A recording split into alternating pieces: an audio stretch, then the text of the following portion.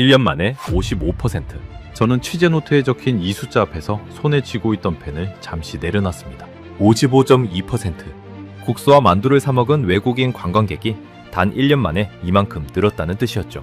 김밥도 아니고 라면도 아니고 김이 펄펄 나는 뜨끈한 국물이 담긴 그릇을 말이에요. 그 옆에는 또 다른 숫자도 적혀 있었습니다. 감자탕 44%, 전통 간식류 76%. 하나같이 제 상식으로는 설명이 안 되는 수치들이었죠. 저는 처음엔 이게 무슨 통계 오류이거나 특정 지역의 반짝 유행이겠거니 생각했습니다. 전 세계 사람들이 굳이 비행기를 타고 한국까지 날아와서 그 흔한 국물 한 그릇에 열광한다는 게 도무지 믿기지 않았거든요. 저는 20년 동안 세계 곳곳을 돌며 음식 다큐멘터리를 찍어온 사람입니다. 프랑스 남부의 부야베스부터 제 고향 이탈리아 마을의 미네스트로네까지 국물이라면 볼만큼 봤다고 자신했죠. 그래서 처음 이 데이터를 받아들었을 때 솔직히 저는 코웃음을 쳤습니다. 뜨거운 국물이 뭐 얼마나 대단하다고 세계인이 여기까지 몰려온다는 건가 싶었거든요. 제 오랜 동료인 촬영 감독 파올로도 옆에서 심드렁하게 한마디 던졌습니다. 마르코, 국물이 뭐가 그렇게 특별하다고? 그냥 재료를 물에 넣고 끓인 거잖아. 우리가 유럽에서 안 먹어본 국물이 있어? 저도 완전히 같은 생각이었습니다. 이번 취재는 그저 요즘 뜨는 한국의 간편식 열풍을 며칠 가볍게 담고 돌아가면 되는 늘 하던 익숙한 출장이 될 거라고 믿었죠. 저는 짐을 싸면서도 이런 취재에 카메라를 2대나 챙겨야 하나 싶어 살짝 귀찮기까지 했습니다. 그런데 그로부터 정확히 3주 뒤, 저는 서울 을지로 뒷골목의 낡고 허름한 국밥집에서 김이 모락모락 오르는 뚝배기 하나를 앞에 두고 제 20년 경력이 통째로 흔들리는 경험을 하게 됩니다. 그날 밤 제 취재 노트에는 떨리는 글씨로 이렇게 적혀 있었죠. 이건 스프가 아니다. 위로다.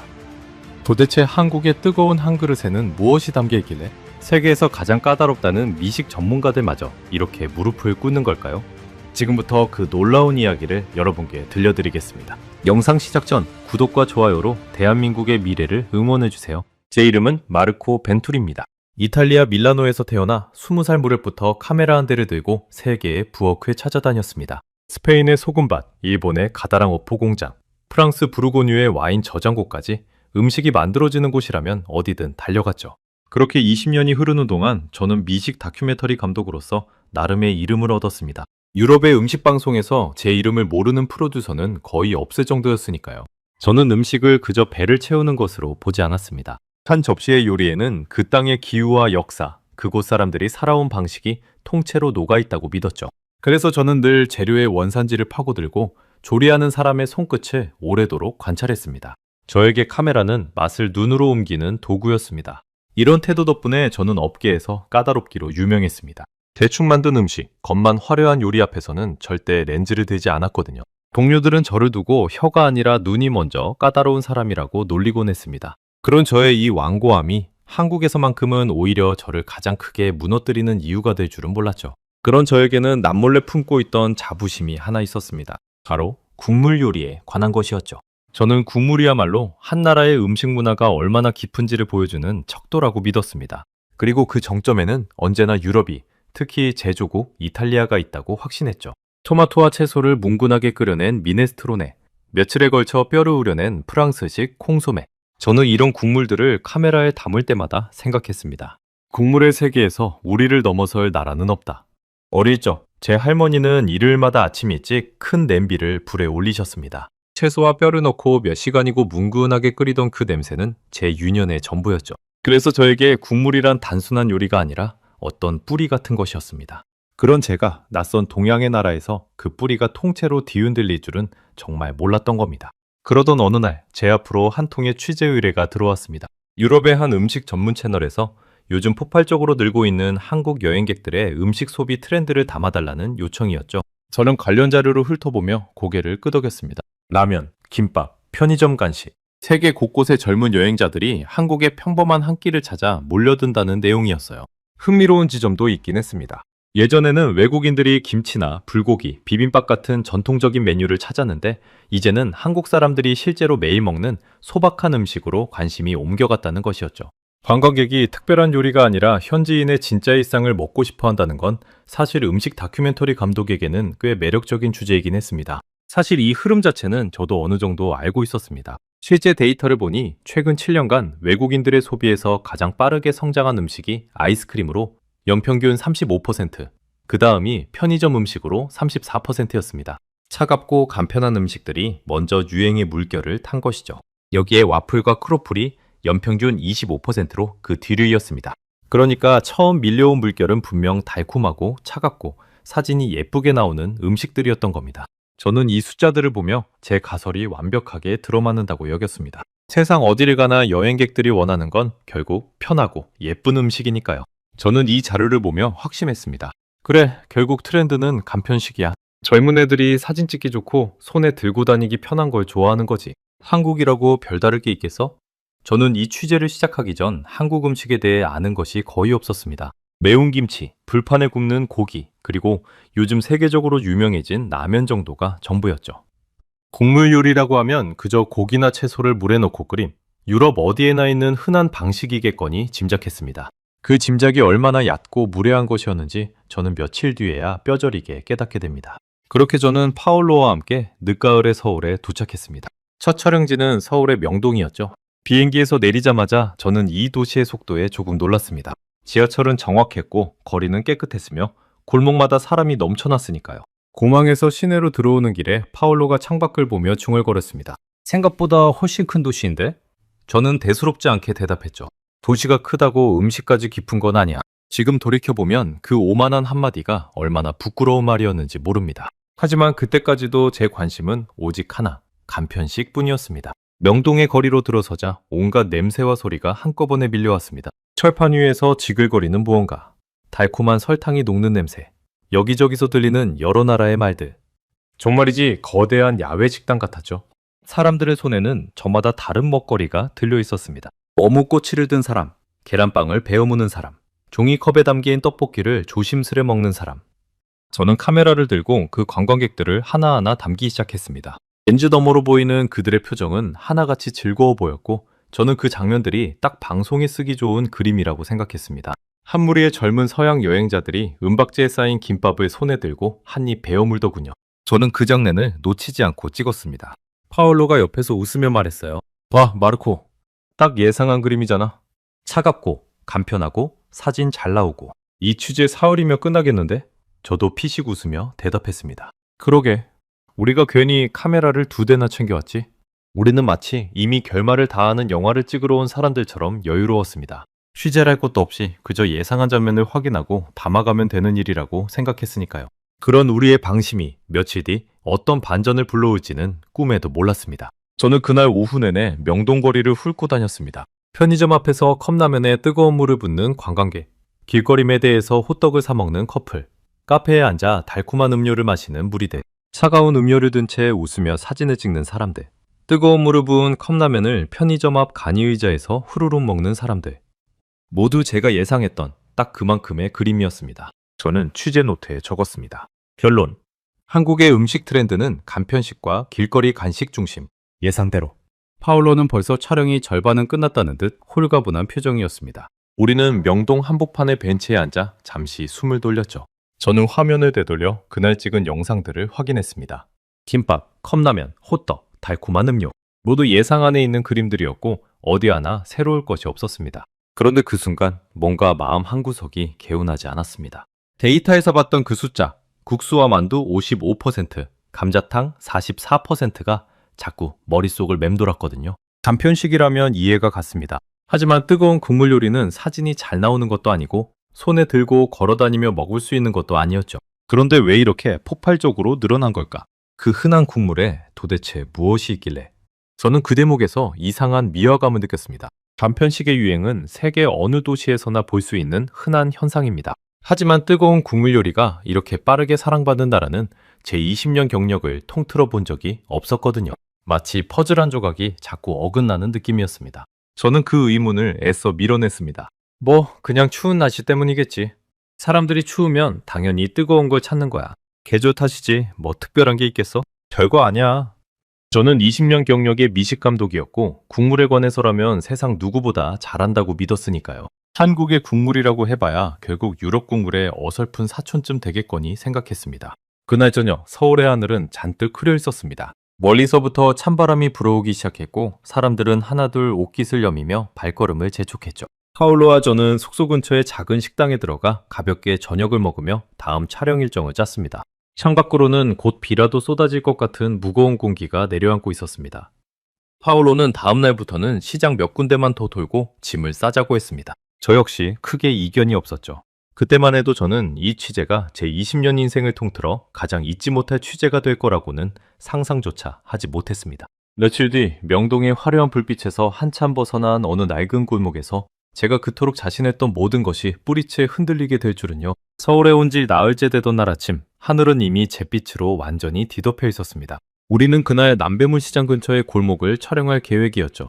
저는 두꺼운 외투를 챙겨 입으면서도 설마 비까지 오겠나 싶었습니다. 하지만 그 예감은 완전히 빗나갔습니다. 파울로는 아침부터 오늘만 찍으면 정리하고 돌아가자며 콧노래를 흥얼거렸습니다. 우리는 이 취재가 이제 거의 끝나간다고 믿고 있었으니까요.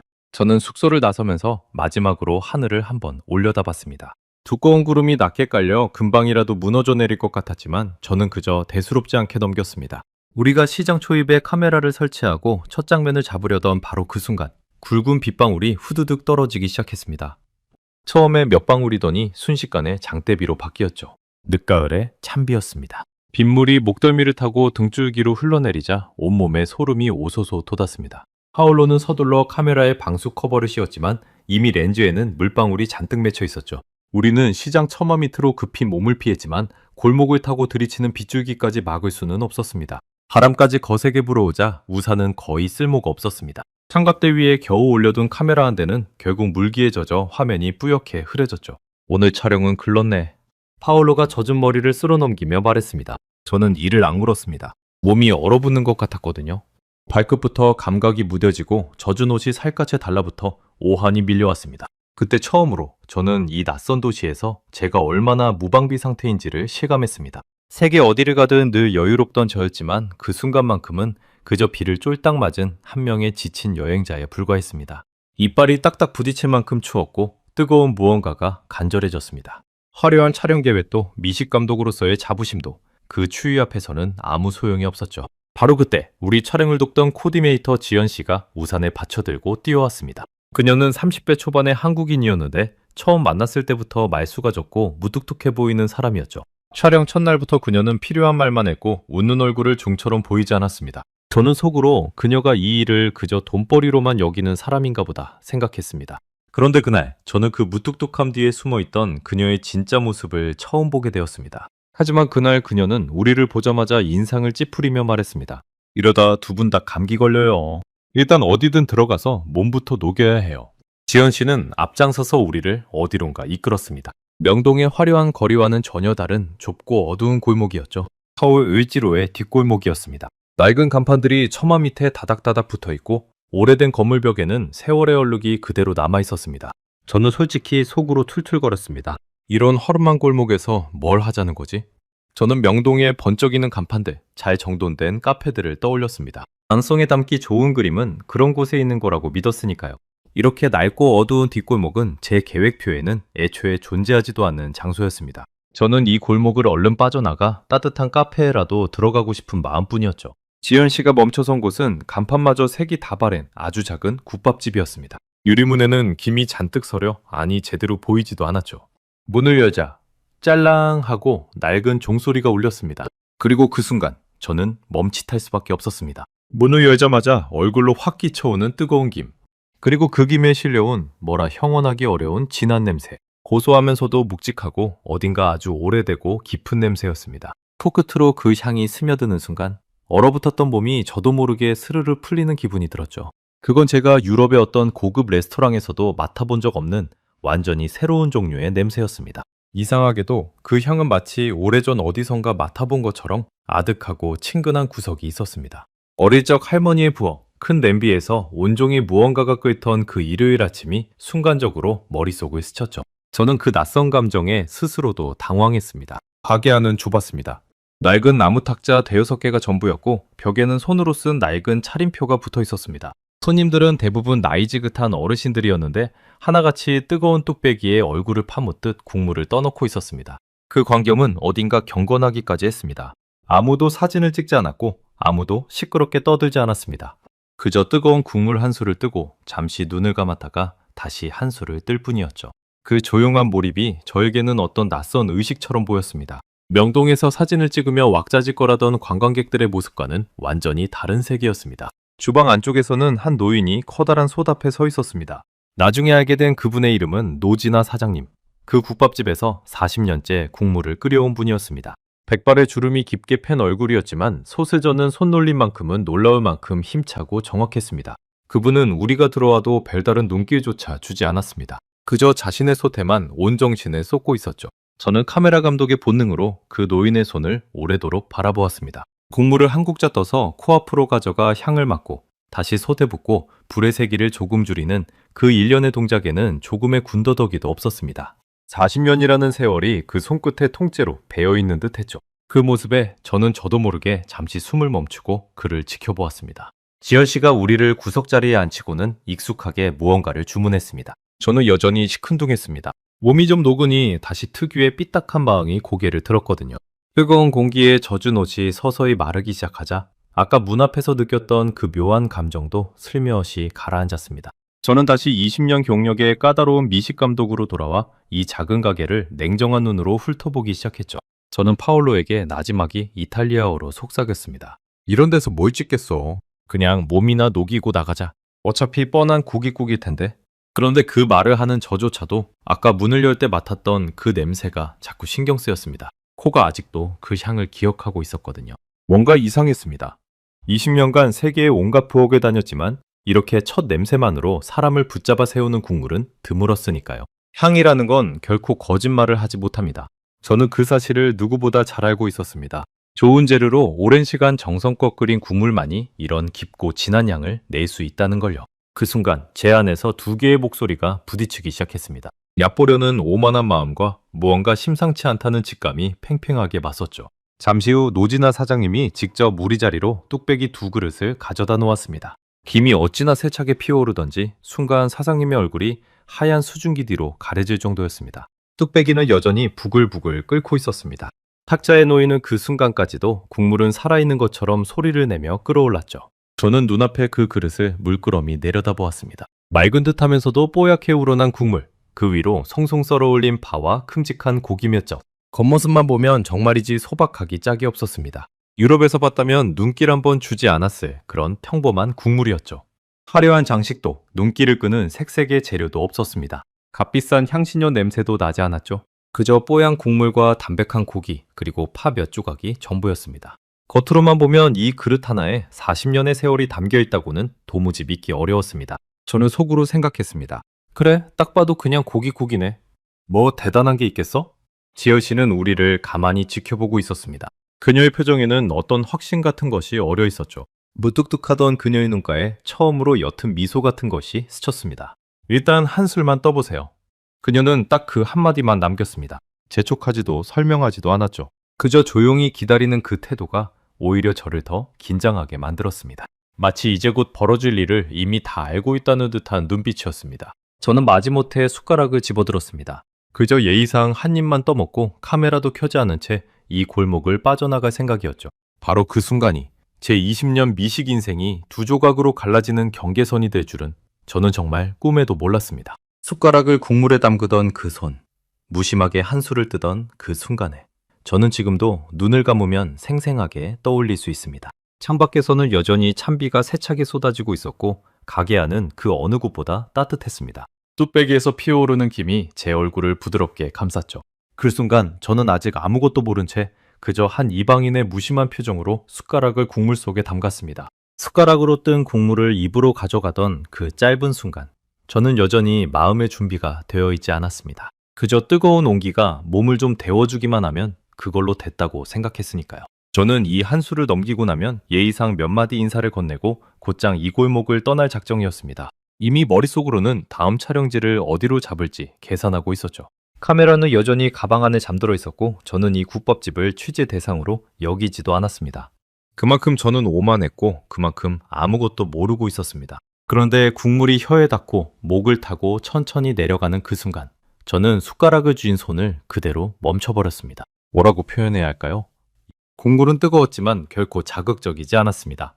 진하면서도 무겁지 않았고 담백하면서도 텅 비어있지 않았죠. 사골을 오래 고아낸 그 국물은 혀끝에서부터 목구멍 깊숙한 곳까지 부드럽게 감싸며 내려갔습니다. 그리고 그 온기가 미장에 도달하는 순간 온몸으로 이상한 감각이 퍼져나갔습니다. 비에 젖어 얼어붙었던 몸이 안쪽에서부터 서서히 녹아내리는 느낌이었죠. 손끝에 남아있던 찬 기운이 사라지고 목덜미의 뻣뻣함이 스르르 풀렸습니다. 국물 한 술이 이렇게 온몸의 긴장을 풀어놓을 수 있다는 걸 저는 그때 처음 알았습니다. 그건 단순히 뜨겁기 때문이 아니었습니다. 뜨거운 물이야 어디에나 있으니까요. 이 국물에는 그 이상의 무언가가 담겨 있었습니다. 저는 눈을 크게 떴습니다. 이건 제가 예상했던 그 밍밍한 고깃국이 절대 아니었거든요. 20년간 훈련된 제 미각이 경보음을 울리고 있었습니다. 이 정도로 깊고 균형 잡힌 국물은 세계 어디에서도 흔히 만날 수 있는 게 아니라고요. 저는 순간적으로 제가 방금 뱉은 말이 떠올라 얼굴이 화끈거렸습니다. 어차피 뻔한 고깃국일 거라던 그 말이 이 한 술의 국물 앞에서 얼마나 경솔했는지 뼈저리게 느껴졌거든요. 저는 잠시 숟가락을 내려놓고 뚝배기를 가만히 응시했습니다. 그러고는 다시 한 술을 떴습니다. 이번에는 훨씬 천천히 미식 감독의 모든 감각을 곤두세우고 맛을 분석하려 했죠. 하지만 분석이라는 게 도무지 되지 않았습니다. 국물의 맛이 단순하지 않았기 때문입니다. 첫 맛은 고소했고 중간에는 은은한 단맛이 올라왔으며 끝에는 깊고 진한 여운이 오래도록 입안에 남았습니다. 마치 하나의 국물 안에 여러 겹의 층이 켜켜이 쌓여 있는 것 같았죠. 저는 혀 위에서 그 맛의 층들을 하나하나 버듬어 보려 했습니다. 하지만 그럴수록 국물은 제 분석을 비웃듯 더 깊은 곳으로 미끄러져 들어갔습니다. 어디까지가 고기의 맛이고 어디부터가 뼈의 맛인지 그 경계를 도무지 나눌 수가 없었죠. 20년을 훈련해온 제 혀가 이 소박한 국물 앞에서 길을 잃었던 겁니다. 저는 20년간 세계의 온갖 국물을 맛보고 카메라에 담아왔습니다. 며칠에 걸쳐 우려낸 프랑스의 콩소메도, 뼈를 고아 만든 이탈리아의 브로도도 봤습니다. 저는 그런 국물들이야말로 인류가 도달할 수 있는 국물의 정점이라고 믿어 의심치 않았습니다. 그런데 이 한국의 국물은 그것들과 결이 완전히 달랐습니다. 유럽의 국물이 재료 하나하나의 맛을 분명하게 살려내는 방식이라면 이 국물은 모든 재료가 하나로 녹아들어 완전히 새로운 맛을 만들어내고 있었습니다. 재료의 경계가 사라진 완성된 하나의 세계였죠. 저는 문득 이런 생각이 들었습니다. 유럽의 국물이 각각의 악기 소리가 또렷하게 들리는 실내악이라면 이 국물은 모든 악기가 완벽하게 하나로 어우러진 거대한 오케스트라 같다고요. 어느 쪽이 더 낫다는 게 아니라 애초에 지향하는 방향 자체가 달랐던 겁니다. 그리고 저는 그동안 제 방식만이 정답이라고 믿어왔던 거죠. 국물이란 이래야 한다는 좁은 틀 안에 갇혀서 이렇게 넓고 깊은 세계가 있다는 걸 상상조차 못했던 겁니다. 20년이라는 세월이 오히려 저를 더 단단한 편견 속에 가둬왔던 건 아니었을까요? 옆에 앉은 파올로를 슬쩍 돌아봤습니다. 그런데 파올로의 모습이 조금 이상했습니다. 아까까지만 해도 어서 나가자던 그가 말없이 뚝배기에 얼굴을 파묻고 국물을 떠먹고 있었거든요. 숟가락질을 멈추지 못하고 있었습니다. 그 까다롭고 회의적이던 파올로가 말이죠. 저는 조심스레 이탈리아어로 물었습니다. 파올로, 어때? 그는 대답 대신 그저 고개만 천천히 저었습니다. 그 몸짓에는 놀라움과 당혹감, 그리고 어떤 항복 같은 것이 뒤섞여 있었습니다. 그는 국물을 한술 더 뜨더니 이번에는 아주 오래도록 입안에 머금었습니다. 마치 이 맛을 결코 잊지 않겠다는 듯이요. 말이 나오지 않는다는 몸짓이었죠. 잠시 후 그가 겨우 입을 열었습니다. 마르코, 이거 우리가 알던 그 국물이 아니야. 저는 그 말에 등줄기가 서늘해졌습니다. 20년을 함께 다니며 온갖 사내진미 앞에서도 좀처럼 감탄하지 않던 파올로였습니다. 그런 그가 이렇게 무너지고 있다니. 파올로의 눈가에는 옅게 물기마저 얼어 있었습니다. 처음엔 뜨거운 김 때문인가 했는데 아니었습니다. 그는 국물을 넘기다 말고 한동안 허공을 응시했습니다. 무언가 잊고 있던 기억이라도 떠올린 사람처럼요. 저는 그 모습을 보며 이 국물이 단지 혀만 건드리는 게 아니라 사람의 마음 깊은 곳까지 흔들어 놓는다는 걸 직감했습니다. 저는 국물을 한술 더 떠먹으며 지금 제가 마주한 것이 결코 평범한 한 그릇이 아니라는 사실을 인정할 수밖에 없었습니다. 제 표정이 완전히 달라진 걸 눈치챘는지 그때 지연 씨가 조용히 입을 열었습니다. 이 국물 사장님이 매일 새벽 3시부터 끓이세요. 40년째 하루도 안 빠지고요. 저는 순간 숨이 턱 막혔습니다. 매일 새벽 3시, 40년. 그 두 개의 숫자가 머릿속에서 쿵 하고 부딪혔습니다. 제가 방금 입에 넣은 이 한 술의 국물 뒤에 40년이라는 시간과 14,000번이 넘는 새벽이 숨어 있었던 겁니다. 저는 머릿속으로 그 시간을 헤아려 보려다 그만두었습니다. 도무지 가늠이 되지 않았거든요. 한 사람이 평생을 바쳐 매일 같은 시간에 일어나 같은 소답에 서는 일, 그 우직한 반복이 만들어낸 것이 바로 지금 제 앞에 이 한 그릇이었습니다. 저는 문득 유럽의 이름난 셰프들이 떠올랐습니다. 그들은 화려한 접시와 정교한 기술로 세상에 찬사를 받았죠. 하지만 이 노인은 그런 것과는 정반대의 자리에 서 있었습니다. 어떤 상도, 어떤 별점도 없이 그저 매일 새벽의 어둠 속에서 홀로 솥을 지켜온 사람. 그 침묵의 40년이 화려한 어떤 요리보다 저를 더 크게 뒤흔들었습니다. 저는 갑자기 이 국물이 무섭게 느껴졌습니다. 감히 함부로 대할 수 없는 어떤 무게가 그 안에 담겨 있었으니까요. 한 그릇의 국물 앞에서 이런 경외감을 느낀 건 제 인생에서 처음 있는 일이었습니다. 저는 그동안 얼마나 많은 것을 겉모습만으로 판단해왔던 걸까요? 저는 그제야 이 국물의 정체를 어렴풋이 이해하기 시작했습니다. 이건 재료의 문제가 아니었습니다. 좋은 뼈, 좋은 고기를 쓴다고 해서 낼 수 있는 맛이 아니었어요. 이건 시간의 문제였습니다. 뼛속 깊은 곳의 골수까지 완전히 우러날 때까지 몇 시간이고 뭉근하게 끓여내는 그 인매의 시간 말입니다. 저는 취재 노트를 꺼내 떨리는 손으로 적었습니다. 이들은 재료를 끓이는 게 아니다. 시간을 끓인다. 이 한 문장을 적는 순간 저는 비로소 데이터 속의 그 폭발적인 숫자들이 왜 나타났는지 어렴풋이 알 것 같았습니다. 세계인들이 열광한 건 단순한 맛이 아니라 그 맛 뒤에 숨은 시간과 정성이었던 겁니다. 사람들은 본능적으로 알아챈 거죠. 이 국물이 결코 하루아침에 만들어질 수 없다는 것을요. 문득 저는 데이터 속의 그 숫자들이 다시 떠올랐습니다. 국수와 만두 소비가 1년 새 55.2% 늘었다는 그 수치. 감자탕이 44% 늘었다는 그 통계. 명동에서 그 숫자를 봤을 때는 도무지 이해가 가지 않았습니다. 단순히 유행이라거나 관광상품이라는 말로는 설명이 되지 않았죠. 그런데 지금 이 뜨거운 국물 한 술을 넘기고 나니 그 숫자들이 비로소 살아있는 언어로 다가오기 시작했습니다. 세계인들이 이 국물에 열광하는 데에는 분명한 이유가 있었던 겁니다. 저는 명동에서 봤던 관광객들을 떠올렸습니다. 처음엔 김밥과 라면 같은 간편하고 차가운 음식에 끌렸겠죠. 하지만 한국에 머무는 시간이 길어지고 여행이 지치고 낯선 도시에서 몸과 마음이 고단해지면 사람들은 결국 이 뜨거운 국물 한 그릇을 찾게 되는 겁니다. 차가운 유행이 먼저 밀려오고 그 다음 물결로 이 따뜻한 국물이 오는 이유가 바로 여기에 있었던 거죠. 저는 고개를 들어 주방의 노지나 사장님을 바라봤습니다. 그분은 여전히 묵묵히 솥을 젓고 있었습니다. 자신이 만든 국물이 방금 한 이방인의 20년 자부심을 산산조각냈다는 사실도 모른 채 말이죠. 그 무심한 뒷모습이 오히려 저를 더 부끄럽게 만들었습니다. 사장님은 손님이 자신의 국물에 감탄하든 말든 전혀 관심이 없어 보였습니다. 칭찬을 바라지도 인정을 구하지도 않았죠. 그저 오늘도 어제와 똑같이 국물을 끓이고 그릇에 담아 내어줄 뿐이었습니다. 그 무욕의 태도가 화려한 명성을 쫓던 저에게는 낯설고도 강렬한 충격이었습니다. 저는 이 골목에 들어오면서 이곳을 얕봤습니다. 허름하다고 볼 것 없다고 생각했죠. 세계의 유명 레스토랑들을 다 다녀본 제가 이런 작은 국밥집에서 무엇을 배우겠느냐고 콧대를 세웠습니다. 그런데 정작 볼 것이 없었던 건 겉모습만 보고 판단하던 제 좁은 눈이었습니다. 국물을 반쯤 비웠을 무렵 저는 이상한 감정에 사로잡혔습니다. 배가 부른 것과는 다른 마음 어딘가가 채워지는 느낌이었죠. 마치 오랫동안 지친 몸과 마음을 누군가 따뜻하게 다독여주는 것 같았습니다. 낯선 도시에서 비에 젖어 떨던 저를 이 국물 한 그릇이 아무 말 없이 안아주는 듯 했습니다. 저는 그 순간 깨달았습니다. 이 국물이 주는 건 단순한 포만감이 아니라 어떤 위로라는 것을요. 문득 지열 씨가 우리를 이곳으로 데려온 이유가 이해되기 시작했습니다. 그녀는 그저 비를 피할 장소가 필요했던 게 아니었습니다. 추위에 떠는 이방인들에게 이 나라의 사람들이 힘들 때 서로에게 건네는 가장 따뜻한 것을 나눠주고 싶었던 겁니다. 무뚝뚝해 보이던 그녀의 태도 뒤에 그런 마음이 숨어 있었던 거죠. 저는 취재 노트에 한 문장을 더 적었습니다. 이번에는 손이 더 크게 떨렸습니다. 이건 스프가 아니다. 위로다. 노트에 적힌 그 글씨는 삐뚤빼뚤했습니다. 손이 떨려 제대로 쓸 수가 없었거든요. 20년간 수많은 취재 노트를 써왔지만 이렇게 감정이 손끝을 타고 흘러넘친 적은 없었습니다. 이 문장이 제 한국 취재의 진짜 시작점이 되었습니다.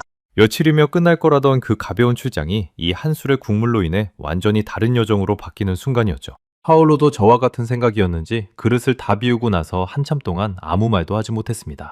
우리 두 사람은 그렇게 낡은 국밥집 구석자리에 앉아 각자의 텅 빈 뚝배기를 물끄러미 바라보았습니다. 저는 아직 온기가 남아있는 그 뚝배기를 앞에 두고 문득 이 나라의 뜨거운 국물에 대해 처음부터 다시 배워야겠다고 마음먹었습니다. 그건 단순한 취재 계획의 변경이 아니라 20년을 지탱해온 제 오만함을 스스로 허무는 결심이기도 했습니다. 그날 이후 저는 완전히 다른 사람이 되어 서울의 거리를 누비기 시작했습니다. 며칠이면 끝날 거라던 취재 일정을 통째로 밀어버렸죠. 유럽의 방송국 담당자에게는 촬영이 예상보다 길어질 것 같다는 메일을 보냈습니다. 이유는 간단했습니다. 저는 데이터 속의 그 숫자들이 도대체 어떤 실체를 가지고 있는지 이 두 눈으로 직접 확인해야 했으니까요. 을지로의 그 국밥집에서 저는 국물 한 그릇에 무너졌지만 그건 어쩌면 단 한 곳의 예외적인 명인일 수도 있었습니다. 미식 감독으로서 저는 성급하게 결론 내리지 않는 법을 배웠거든요. 정말로 이 나라 전체가, 이 도시 전체가 뜨거운 국물의 힘으로 세계인을 사로잡고 있는 건지 저는 그 진실을 확인하고 싶었습니다. 이틀 뒤 아침, 저는 파울로와 함께 남대문 시장으로 향했습니다. 지난번 찬비 때문에 촬영을 접었던 바로 그곳이었죠.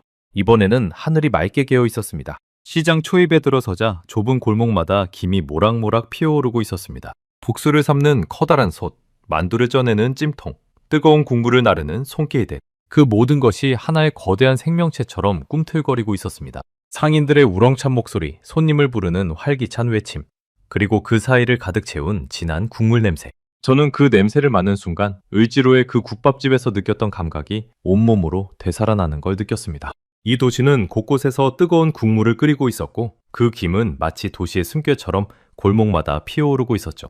그런데 그날 그 시장에서 저는 데이터가 결코 담아낼 수 없는 어떤 것을 두 눈으로 보게 됩니다. 저는 그 골목에서 놀라운 광경을 목격했습니다. 좁은 국수 가게 앞에 온갖 나라에서 온 외국인 관광객들이 길게 줄을 서 있었던 겁니다. 금발의 유럽인, 히잡을 쓴 중동 여성, 베나무맨 동남아시아 청년들까지. 그들은 하나같이 김이 펄펄 나는 칼국수 한 그릇을 받아들고 좁은 나무 의자에 옹기종기 앉아 국물을 후루룩 들이켜고 있었습니다. 말은 서로 통하지 않았지만 그들의 표정만큼은 놀랄 만큼 똑같았습니다. 한술을 뜨고 나면 눈이 살짝 감기고 어깨에 힘이 스르르 풀리는 바로 그 표정 말입니다. 저는 그 순간 뜨거운 국물이라는 것이 언어와 국경을 넘어 모든 인간에게 똑같이 가닿는 어떤 보편적인 위로라는 걸 깨달았습니다. 피부색이 다르고 종교가 다르고 사는 나라가 달라도 뜨거운 국물 앞에서만큼은 모두가 하나같이 무장해제되고 있었습니다. 저는 이 장면을 담으며 20년 경력의 다큐멘터리 감독으로서 가슴이 뜨거워지는 것을 느꼈습니다. 저는 그 장면 앞에서 잠시 카메라를 내려놓았습니다. 데이터에서 봤던 그 숫자, 국수와 만두 소비가 1년 새 55.2% 늘었다는 그 통계가 바로 눈앞에서 살아 움직이고 있었으니까요. 종이 위에 죽은 숫자가 아니라 뜨거운 국물을 들이켜며 행복해하는 사람들의 진짜 얼굴로 말이죠. 저는 이 광경을 놓치세라 다시 카메라를 들어 올렸습니다. 이번에는 예전처럼 무심한 손이 아니라 무언가를 간절히 담아내려는 떨리는 손으로요.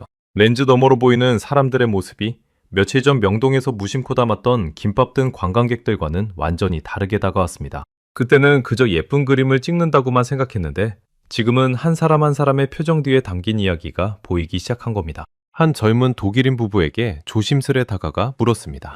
여기까지 와서 왜 국수를 드시나요? 다른 특별한 요리도 많은데요. 남편이 국물을 한술 뜨다 말고 활짝 웃으며 대답했습니다.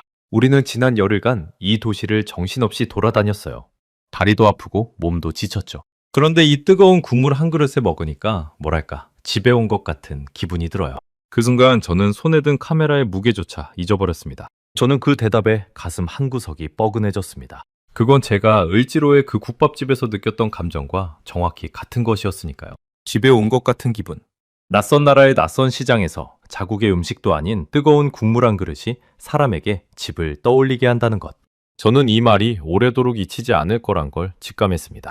그 부부는 국물까지 남김없이 비우고는 서로를 바라보며 만족스러운 미소를 지었습니다. 그 다정한 미소에는 오랜 여행의 피로가 씻겨 내려간 듯한 편안함이 짙게 배어 있었습니다. 그날 저는 남대문 시장에서만 5개가 넘는 국수와 만두 가게를 돌았습니다. 어느 가게든 풍경은 비슷했습니다. 뜨거운 국물을 앞에 두고 활짝 풀어지는 사람들의 얼굴. 저는 그 표정들을 카메라에 하나하나 담으며 이것이야말로 제가 찾던 진짜 이야기라는 확신이 들었습니다. 저는 다음날 감자탕집으로 향했습니다. 데이터에서 44%라는 증가율을 기록한 바로 그 메뉴였죠. 커다란 냄비 안에서 돼지 등뼈와 시래기 그리고 온갖 양념이 어우러져 부글부글 끓고 있었습니다. 감자탕집은 국밥집이나 국수 가게와는 또 다른 분위기였습니다. 커다란 냄비를 여럿이 둘러앉아 함께 나눠 먹는 그 자체로 하나의 잔치 같은 풍경이었죠. 그 붉고 진한 국물 앞에서 한 무리의 미국인 청년들이 서툰 젓가락질로 뼈에 붙은 살을 발라먹으며 연신 감탄사를 내뱉었습니다. 처음엔 매운 국물에 콜록거리던 그들이 어느새 국물 한 방울까지 밥에 비벼 싹싹 비워내고 있었습니다. 그중 한 청년은 뼈에서 발라낸 살점을 밥 위에 올리고 그 위에 국물을 한 숟갈 끼얹어 입에 넣더니 두 눈을 질끈 감았습니다. 저는 그들 중 한 청년에게 물었습니다. 너무 맵지 않아요? 그는 이마에 송골송골 맺힌 땀을 닦으며 웃었습니다. 맵긴 한데 멈출 수가 없어요. 이 국물은 뭔가 계속 먹고 싶게 만드는 힘이 있어요. 저는 그 말을 노트에 그대로 옮겨 적었습니다. 멈출 수 없는 힘. 데이터가 보여준 44%라는 저 폭발적인 증가율의 진짜 정체가 바로 그 한마디 안에 고스란히 담겨 있었습니다. 그날 저녁 저는 시장 근처의 작은 여관방으로 돌아와 책상 앞에 앉았습니다. 창밖으로는 서울의 밤이 깊어가고 있었고 저는 그동안 모은 자료들을 하나하나 펼쳐놓았습니다. 저는 그 광경들을 떠올리며 취재 노트를 펼쳐 숫자들을 정리하기 시작했습니다. 그리고 그 숫자들을 하나하나 나열하는 순간 온몸에 소름이 돋았습니다. 국수와 만두 55.2%, 감자탕 44%, 전통 간식류 76.9%. 이것만 해도 놀라운데 편의점 카드 결제 건수는 올해 1월부터 7월까지 무려 1,300만 건에 달했습니다. K푸드 관련 업종 중 단연 최고 수치였죠. 게다가 편의점 관련 온라인 게시물의 40.1%가 음식과 연결되어 있었고 그중 라면이 14.1%로 가장 많았습니다. 저는 이 숫자들을 노트의 작은 것부터 큰 것 순으로 하나씩 적어내려갔습니다. 라면 14.1%, 감자탕 44%, 국수와 만두 55.2%, 전통 간식류 76.9%, 그리고 마침내 1,300만이라는 어마어마한 결제 건수. 숫자가 커질수록 제 심장도 함께 빠르게 뛰기 시작했습니다. 이건 단순한 유행이 아니었습니다. 하나의 거대한 흐름이자 세계인이 한국의 뜨거운 한 끼에 마음을 열고 있다는 명백한 증거였던 겁니다. 그렇게 숫자들을 정리하고 나자 그 안에 숨어있던 하나의 거대한 흐름이 비로소 눈에 들어오기 시작했습니다. 이 숫자들이 그리는 그림은 명확했습니다. 처음엔 작고 차가운 것에서 시작됩니다. 사진 찍기 좋은 아이스크림, 손에 들고 다니기 편한 김밥, 컵라면 같은 간편식이 첫 물결이었죠. 실제로 아이스크림은 연평균 35%, 편의점 음식은 34%씩 성장했습니다. 여기에 와플과 크로플 같은 달콤한 간식이 25%로 그 뒤를 이었죠. 세계의 젊은 여행자들은 처음엔 이렇게 사진이 예쁘게 나오고 손에 들기 편한 음식으로 한국에 발을 들입니다. 하지만 여행이 길어지고 몸이 지치기 시작하면 사람들의 발길은 자연스럽게 다른 곳으로 향합니다. 그런데 그 차가운 첫 물결이 지나가고 나면 반드시 두 번째 물결이 밀려옵니다. 바로 뜨거운 국물이었습니다. 작은 것에서 큰 것으로, 차가운 것에서 뜨거운 것으로, 가벼운 재미에서 깊은 위로로. 한국 음식이 세계인을 사로잡는 방식은 바로 이런 순서였던 겁니다. 저는 이 흐름을 발견하고는 한동안 펜을 내려놓지 못했습니다. 마치 오랫동안 풀리지 않던 수수께끼의 마지막 조각을 찾아낸 기분이었거든요. 명동에서 그 데이터를 처음 봤을 때 느꼈던 위화감, 그 어긋난 퍼즐자 조각이 마침내 제자리를 찾아 딱 맞아 들어가는 순간이었습니다. 차가운 유행은 사람들을 한국으로 불러들이는 분이었고 뜨거운 국물은 그 사람들의 마음을 사로잡아 붙드는 닻이었던 겁니다. 문으로 들어온 사람은 언제든 떠날 수 있지만 닻에 마음이 걸린 사람은 그 나라를 결코 쉽게 잊지 못하는 법이니까요. 저는 파울로와 함께 시장 한복판에 서서 오래도록 그 광경을 바라보았습니다. 그리고 문득 이 뜨거운 국물이 유럽의 국물과 근본적으로 무엇이 다른지 그 핵심을 깨닫게 되었습니다. 제 고향 이탈리아에서도 국물 요리는 사랑받습니다. 하지만 그 위상은 한국의 그것과 근본적으로 달랐습니다. 유럽에서 국물은 대개 하나의 코스 요리 중 앞부분을 여는 전체였습니다. 본격적인 요리로 넘어가기 위한 준비 운동 같은 것이었죠. 그런데 한국에서 국물은 그 자체로 완전한 한 끼이자 주인공이었습니다. 뚝배기 하나에 밥을 말아 넣으면 그걸로 온전한 식사가 되는 겁니다. 국물이 조연이 아니라 주연인 나라. 그건 제가 20년간 단 한 번도 만나보지 못한 음식 문화였습니다. 그리고 저는 또 하나의 결정적인 차이를 발견했습니다. 유럽에서 국물은 완성된 상태로 손님 앞에 나옵니다. 하지만 한국의 뚝배기는 손님 앞에 놓이는 순간까지도 부글부글 끓고 있었습니다. 살아있는 채로 뜨거움을 그대로 간직한 채로 나오는 겁니다. 그건 마치 방금 막 완성된 요리를 가장 뜨거울 때 먹으라는 만든 사람의 말없는 배려 같았습니다. 저는 그 작은 차이 하나에서 이 나라 사람들이 음식에 담는 마음의 온도를 느꼈습니다. 바로 그 순간 파울로가 제 곁으로 다가와 조용히 입을 열었습니다. 그의 목소리는 미세하게 떨리고 있었습니다. 마르코, 나 솔직히 말할게. 우리가 지난 20년간 찍은 그 어떤 화려한 요리도 이 한 그릇에 못 이겨. 저는 그 말에 대꾸조차 하지 못했습니다. 목이 바짝 말라 침조차 삼키기 어려웠거든요. 그건 저 역시 지난 며칠간 마음속으로 수없이 되뇌었지만 차마 입 밖으로 꺼내지 못했던 바로 그 문장이었으니까요. 파울로의 눈에는 어느새 눈물이 그렁그렁 맺혀 있었습니다. 20년을 함께 다니며 서로의 자존심을 누구보다 잘 아는 우리였기에 그가 이 말을 꺼내기까지 얼마나 큰 용기가 필요했을지 저는 잘 알고 있었습니다. 우리는 한동안 아무 말 없이 서로를 바라보기만 했습니다. 시장의 소음이 우리를 감쌌지만 그 순간만큼은 온 세상이 조용해진 것 같았습니다. 20년간 쌓아온 자부심이 무너진 자리에 새로운 무언가가 조용히 채워지고 있었습니다. 그건 겸허함이었고 또 어떤 경이로움이었습니다. 우리 두 이탈리아 남자는 세계의 부엌을 20년간 누비며 국물이라면 통달했다고 자부하던 두 전문가는 그렇게 서울의 낡은 시장 골목 한복판에서 완전히 무너졌습니다. 그 무너짐은 부끄러움이 아니라 오히려 어떤 해방감에 가까웠습니다. 제가 그토록 오래 붙들고 있던 오만함을 마침내 내려놓는 그런 후련한 순간이었죠. 20년 동안 저는 국물의 세계에서 유럽이 정점이라고 믿었습니다. 그 믿음이 저를 이 자리까지 이끌어온 힘이기도 했죠. 하지만 진정한 전문가라면 자신이 틀렸다는 걸 인정할 수 있는 용기 또한 가져야 한다는 걸 저는 이 낯선 도시에서 뒤늦게 배웠습니다. 인정하고 나니 오히려 세상이 훨씬 넓어 보였습니다. 지열 씨가 그런 우리를 보며 조용히 웃었습니다. 그러고는 이렇게 말했습니다. 감독님, 한국 사람한테 뜨거운 국물은요, 그냥 음식이 아니에요. 그건 괜찮냐고 묻는 말이에요. 힘들 때, 아플 때, 추울 때 누군가 뜨거운 국물 한 그릇 끓여주면 그게 바로 내가 널 걱정하고 있다는 뜻이거든요. 우리 엄마도 제가 감기 걸리면 항상 뜨거운 국물부터 끓여주셨어요. 말은 안 해도 그게 사랑이었던 거죠. 그 말을 듣는 순간 저는 지난 며칠간 제 안에서 벌어진 모든 일이 하나로 깨어지는 느낌을 받았습니다. 왜 그 국물이 저를 그토록 위로했는지, 왜 세계인들이 이 뜨거운 한 그릇에 열광하는지, 그 모든 답이 그녀의 짧은 한마디 안에 담겨 있었던 겁니다. 저는 그날 밤 여관방 창가에 서서 오래도록 서울의 밤하늘을 바라보았습니다. 이 도시의 수많은 부엌에서 지금 이 순간에도 누군가는 뜨거운 국물을 끓이고 있을 터였습니다. 그리고 그 국물은 내일 아침 지치고 고단한 누군가에게 아무 말 없이 이렇게 속삭이겠죠. 괜찮아. 이제 다 괜찮아질 거야. 라고 말입니다. 지연 씨의 그 한마디를 들은 뒤 저는 한 가지 결심을 했습니다. 이 뜨거운 국물의 진짜 뿌리를, 그 시작점을 카메라에 담아야겠다고요.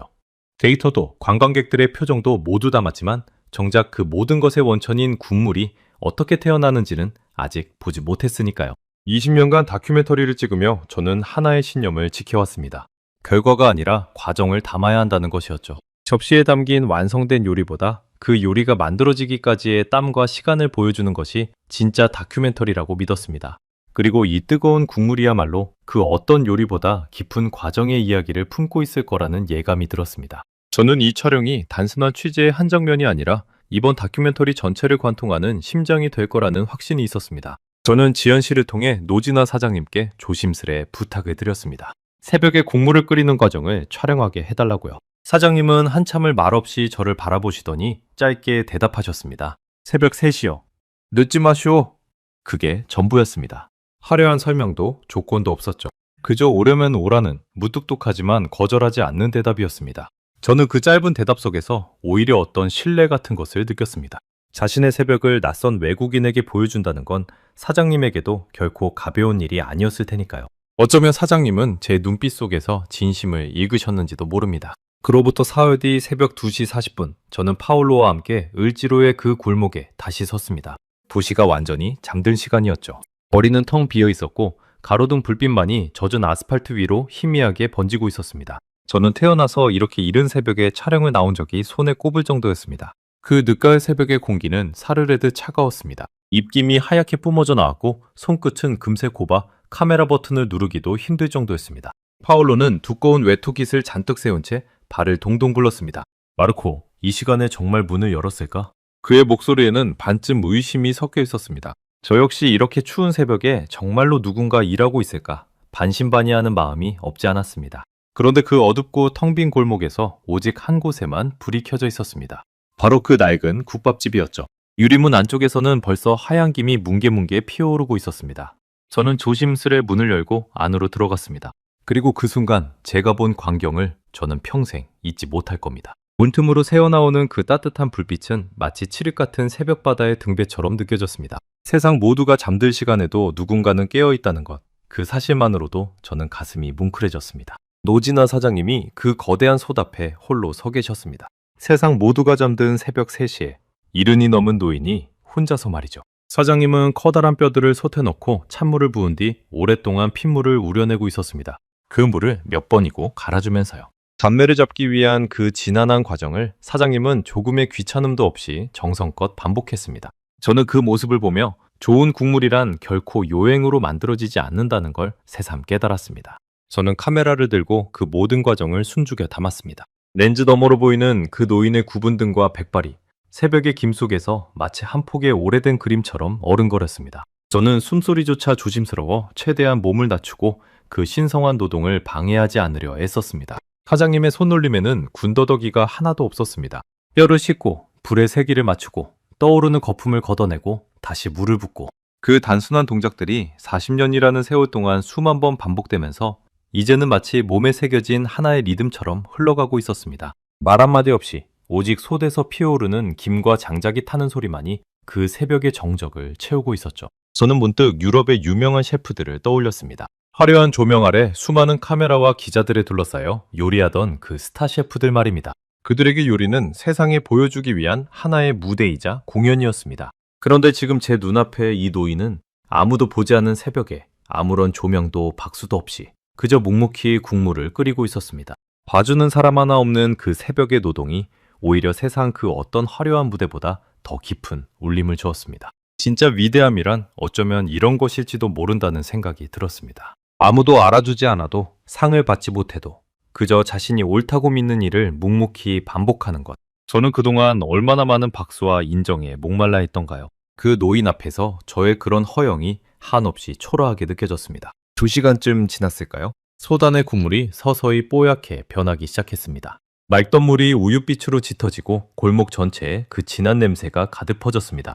아직 잠들어 있는 골목 위로 그 고소하고 따뜻한 향기가 하얀 김을 타고 조용히 번져나갔습니다.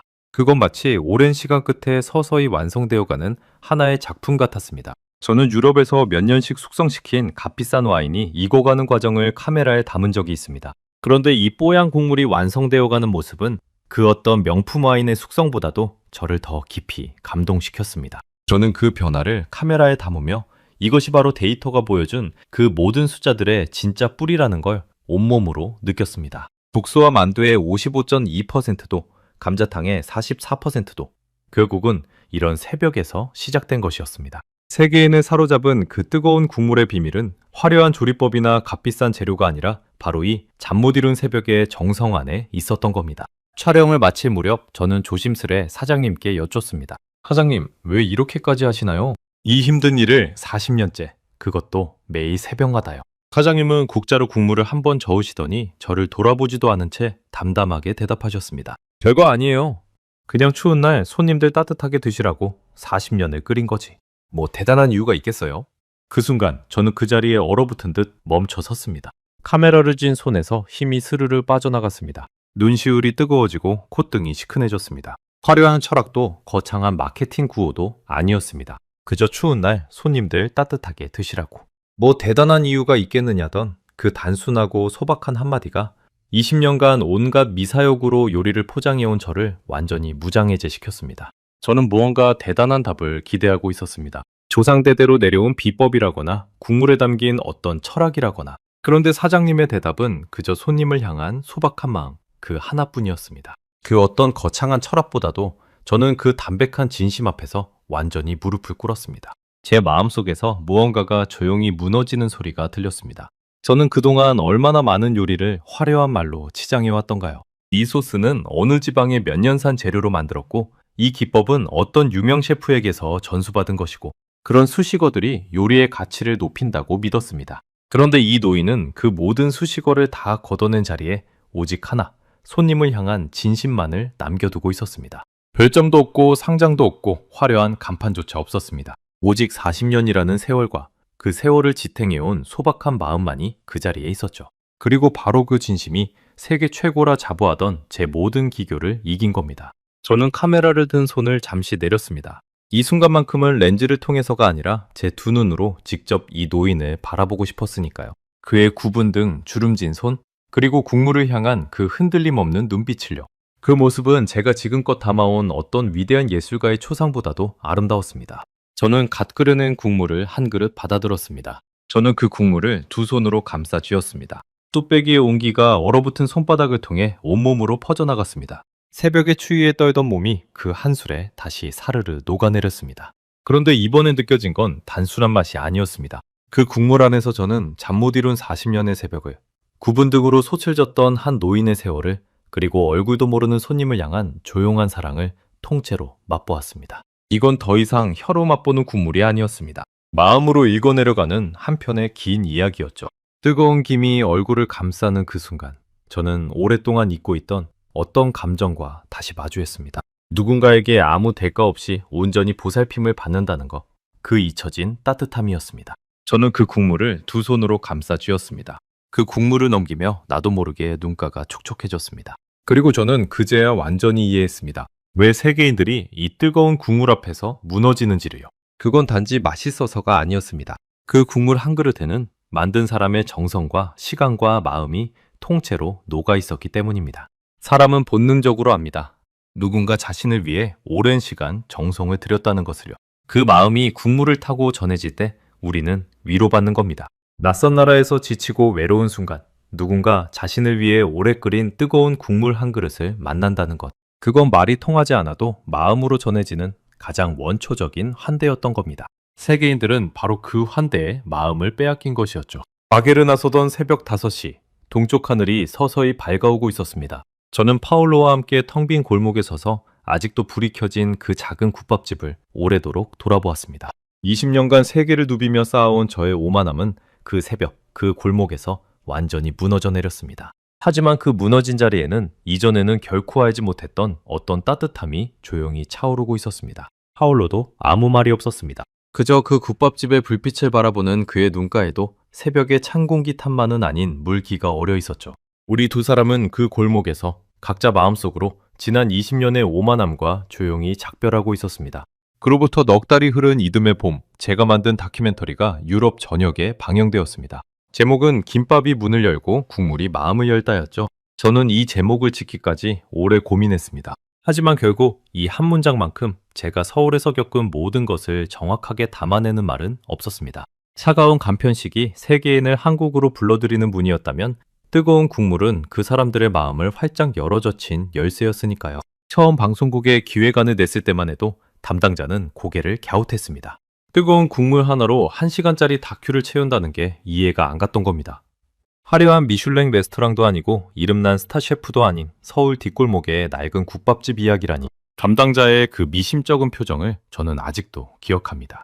하지만 저는 확신이 있었습니다. 제가 그 골목에서 느낀 감동이 진짜라면 그건 반드시 화면을 통해서도 전해질 거라고요. 하지만 방송이 나간 그날 밤 모든 것이 달라졌습니다.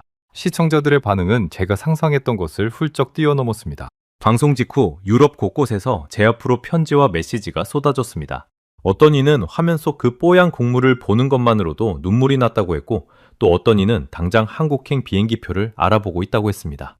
한 나이 지긋한 시청자는 이렇게 적어 보냈습니다. 그 노인이 새벽에 홀로 국물을 끓이는 장면에서 저는 돌아가신 제 어머니를 떠올렸습니다. 어머니도 늘 저를 위해 뜨거운 무언가를 끓여주셨거든요. 저는 그 편지를 읽으며 한참을 먹먹하게 앉아 있었습니다. 국경 너머의 낯선 이가 서울 뒷골목의 한 노인에게서 자신의 어머니를 떠올렸다는 것. 그것이야말로 이 뜨거운 국물이 지닌 힘이었습니다. 저는 그 메시지들을 하나하나 읽으며 제가 을지로의 그 골목에서 느꼈던 감정이 결코 저 혼자만의 것이 아니었음을 확인했습니다. 국경도, 언어도, 문화도 다른 수많은 사람들이 그 뜨거운 국물 한 그릇 앞에서 똑같이 마음이 움직였던 겁니다. 어쩌면 뜨거운 국물에 위로받고 싶은 마음이란 인간이라면 누구나 가진 가장 원초적인 본능인지도 모릅니다. 한국은 그 본능을 가장 깊고 따뜻하게 채워주는 방법을 오랜 세월에 걸쳐 완성해온 나라였던 겁니다.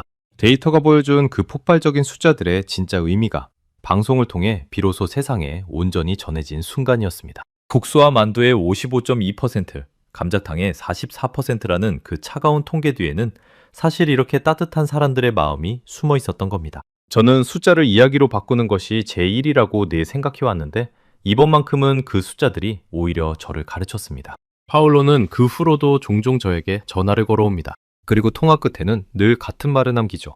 마르코, 나 아직도 그 국물 맛을 잊을 수가 없어. 우리 언제 다시 서울에 가자? 20년간 세상 그 무엇에도 쉽게 감동하지 않던 그가 이제는 뜨거운 국물 이야기만 나오면 눈시울부터 붉어집니다. 우리 두 사람은 그 서울의 새벽 골목에서 함께 무너졌고 그 무너짐을 통해 오히려 더 단단한 무언가를 얻었습니다. 20년 경력이라는 갑옷을 벗어던지고 나서야 우리는 비로소 진짜 음식의 세계를 마주할 수 있었던 거죠. 저 역시 마찬가지입니다. 밀라노의 제 부엌에서 저는 이제 가끔 커다란 냄비에 뼈를 넣고 오랜 시간 국물을 고아냅니다. 노지나 사장님의 그 손놀림을 어설프게나마 흉내내면서요. 새벽에 일어나 뼈를 씻고 거품을 걷어내다 보면 문득 그 을지로의 골목이 눈앞에 선하게 떠오릅니다. 물론 40년 내공의 그 깊고 진한 맛은 감히 흉내조차 낼 수 없습니다. 하지만 그 국물을 끓이는 동안 저는 그 새벽 골목의 온기를 그리고 손님을 향한 한 노인의 진심을 마음에 새깁니다. 제 딸아이가 감기에 걸린 날 저는 그 서툰 국물을 한 그릇 정성껏 끓여 아이에게 내밀었습니다.